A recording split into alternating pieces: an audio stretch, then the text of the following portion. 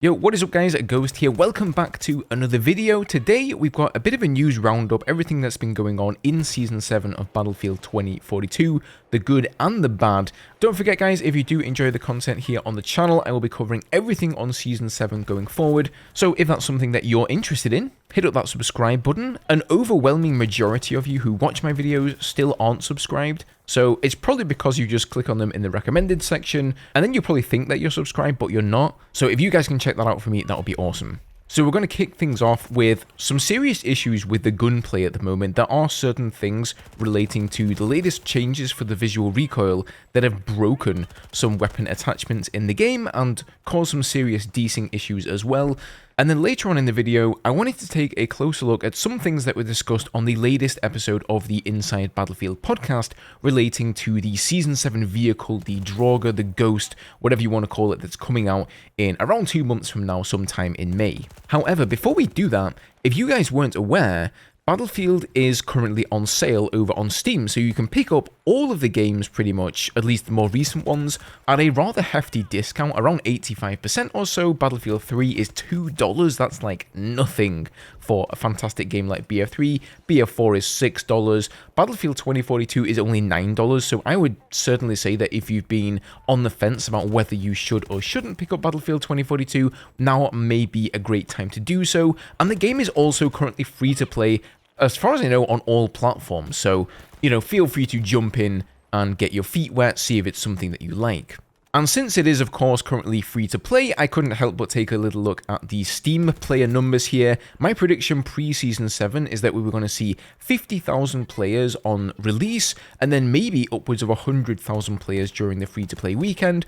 So far, we've seen about 35,000 players logging in, and the free-to-play weekend doesn't really seem to be propagating here yet in the numbers, so I guess we're going to have to wait and see until tomorrow, once we've had a full 24 hours of free-to-play access on PC, how this looks. But I would actually be surprised if we do break 100k again, but nevertheless, more players is always a great thing. Now, what isn't so great are a number of issues that DICE have actually admitted are in the game at the moment and things that they're looking into. So one of the things here they said about is visual weapon recoil issues. They say we are actively aware and are monitoring conversations taking place showcasing some extreme fringe cases of weapon recoil kick or are performing beyond the intended expectations of this new system.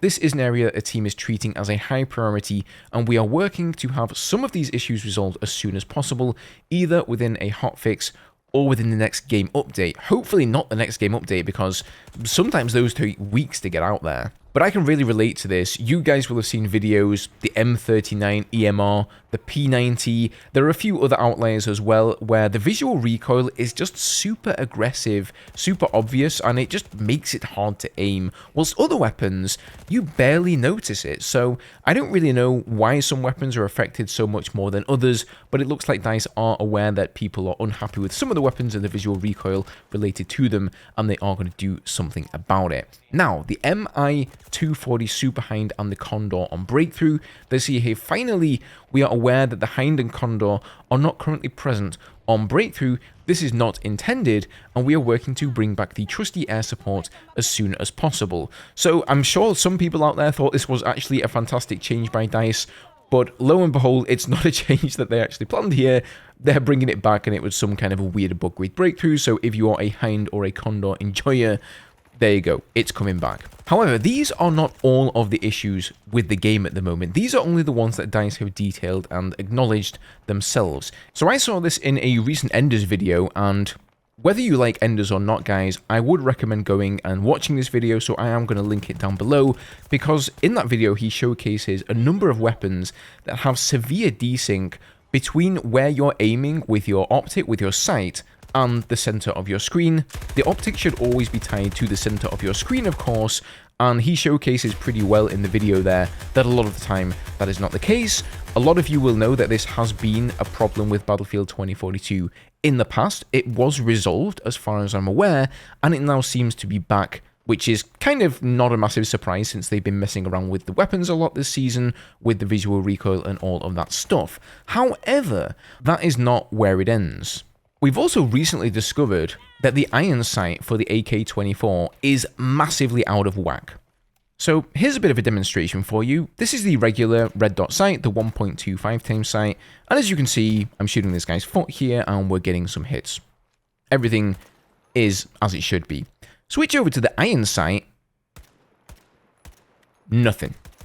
Nothing at all, and you can see how far I need to pull this up to actually start getting damage. Here's another example. Red dot sight in the head, no problem at all, and then we switch over to the iron sight, and you can see how low this thing is aiming.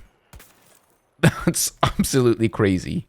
Now, it doesn't really worry me that these kind of bugs crop up in the game. I can imagine that if you're going to be messing around with all of the weapons in the game, changing the visual recoil, it's pretty easy for things to get a little bit out of whack, a little bit out of sync, and you have to fix those things.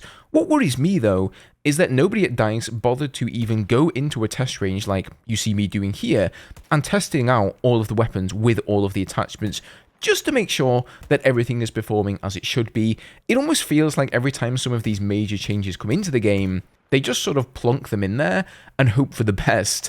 Like, I really want to give them the benefit of the doubt here, but I honestly can't when I see people like myself, Enders, and other members of the community, you know, over on Reddit just trying these things out and almost instantaneously identifying massive problems with the game, especially when we're not, you know, professional game testers.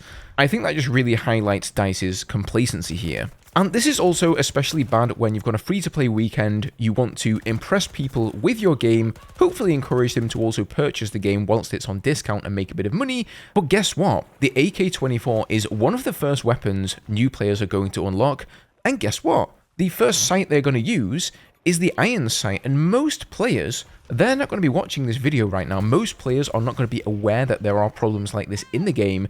They're simply going to be firing their shots at somebody and not understanding why they aren't registering, and it's simply going to give that player a bad taste in their mouths. Anyway, hopefully this is all going to be part of that visual recoil fixes package that they talked about putting in either a hotfix or as part of an update. Hopefully the former though, because sometimes those updates do take a little while to get to us, but let's hope for the best, eh? Okay, moving on here, let's talk a little bit about the new vehicle coming in Season 7. So the vehicle won't be releasing until a couple of months from now, sometime in May, but during the Inside Battlefield podcast, they had quite a few interesting things to say about it. So we had the lead vehicle designer, Eddie, on there, and then there was also a woman called Rachel who was working on the VFX for the vehicle as well. So they said that the Draugr has a lot of ammunition focused around infantry and sort of support strikes, if you like. Of course, we saw two of these munitions in the trailer. We saw the EMP strike and apparently what was an incendiary bomb that creates a massive fireball. So I can only assume that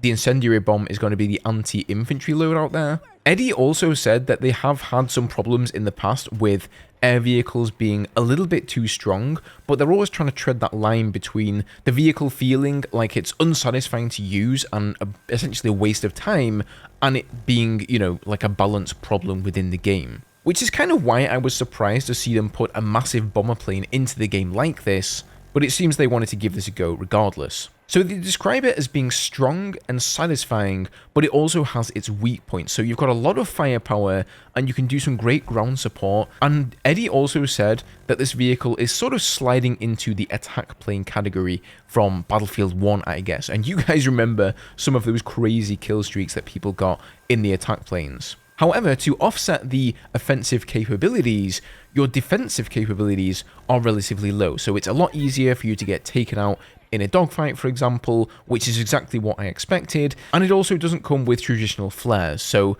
the system they have in place, the way they described it in the podcast, they said it would prevent a lock-on, and it was electronic warfare. So that sounds a lot like ECM is coming back. I know a lot of pilots have been asking for ECM, or maybe it's just built into the cloak, but it wasn't really 100% clear. Now, speaking of the cloak, apparently it only lasts for a few seconds, so a very short time, and you can still see a shimmer if you look closely, so it's not, you know, like a hack, it's not complete invisibility, but in a busy fight, if it's bad weather, for example, I'm thinking like a sandstorm on Hourglass, there's somebody chasing you, you pop your cloak, and they could lose you. Now, not only can you lose offensive fighters on your tail with the cloak, but you can also sneak up on people, maybe get the jump on them, and simply take them out before they have the chance to turn on you, since they've got the advantage. You don't get any air-to-air missiles, that has been confirmed, so whoever was speaking about radar missiles, that isn't a thing. There are no air-to-air missiles, but there are 2 forward-facing guns. So the way that Eddie described the gameplay loop is that you go in, you do a ton of damage, and you probably end up dying with it. It's like a hit and run style. The bombs have a long reload time, and your goal is essentially to try to survive for as long as you can before your bombs are reloaded and you can come around and go in for another strafing run. However, he did say that there probably are going to be some proficient pilots out there who will be able to make it work. They will be able to survive for longer. But if you've got a decent pilot on the enemy team, in an F-35, in an Su-57, maybe even a Nightbird or an attack helicopter, you're probably going to be toast. I think that's how they're balancing this. You're going to get some of those quote-unquote battlefield moments where you maybe take out 10, 15 infantry with one strafing run, which may be quite annoying for infantry, I'll admit that, but then you're probably just going to die afterwards. I think it's going to be difficult to stay alive for the amount of time that it takes for your bombs to replenish without dying to an enemy jet. I'm super interested to see what other munitions there are. The way they worded it, they said, yeah, we saw 2 of the munitions in the trailer, as if to say there are more than 2. So we saw the EMP, we saw the incendiary bomb, so that makes me think, okay, what is the at least 3rd one? I guess it's going to be some sort of anti-vehicle bomb then. Guys, as always, leave me those comments down below. I would love to hear what you guys think on all of the matters covered in today's video. Hit that like button, help me share this video, it really helps out. And go and check out this one here if you guys want to see my initial reactions and impressions on Season 7. But otherwise, take care guys, and I'll see you all in the next one.